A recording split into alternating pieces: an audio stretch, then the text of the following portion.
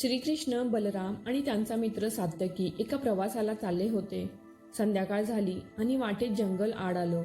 मग मात्र रात्री प्रवास न करण्याचा त्यांनी निर्णय घेतला आणि एका मोठ्या झाडाच्या खाली रात्री विश्रांती घ्यायचं असं त्यांनी ठरवलं. मात्र प्रत्येकाने काही वेळ पहारा द्यायचा आणि इतरांनी झोपायचं असं त्या तिघांमध्ये ठरलं.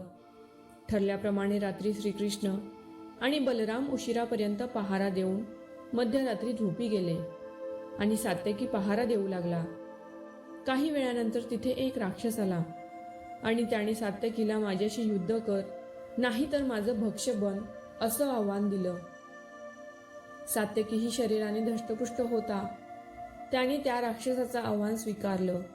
मात्र काही वेळ युद्ध केल्यावर सात्यकीची शक्ती कमी होत गेली आणि त्याने बलरामाला हाक मारली.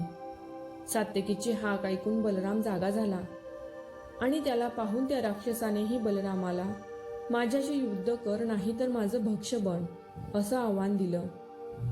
बलरामाने आपण या राक्षसाला सहज हरू असं म्हणत ते आव्हान स्वीकारलं. त्या दोघांमध्ये बराच काळ युद्ध चालल्यावर मग आपली शक्ती क्षीण होत असल्याचं बलरामाच्या लक्षात आलं.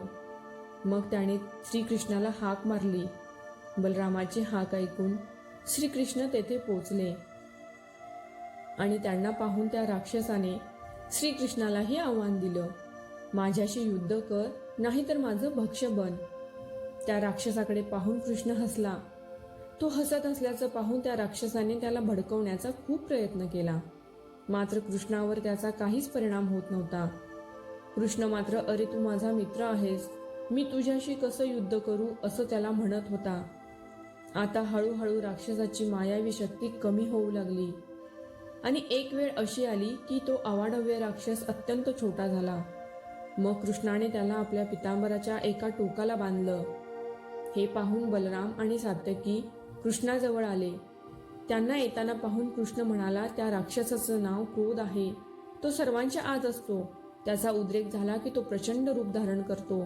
मात्र जेव्हा आपण संयमी आणि संतुलित असतो तेव्हा हा राक्षस आपल्याला हरवू शकत नाही. क्रोधरूपी राक्षसाची आपण जितकी उपेक्षा करू तितकाच तो शक्तिहीन होत जाईल. या राक्षसाला फक्त हास्यानेच पराभूत केलं जाऊ शकतं.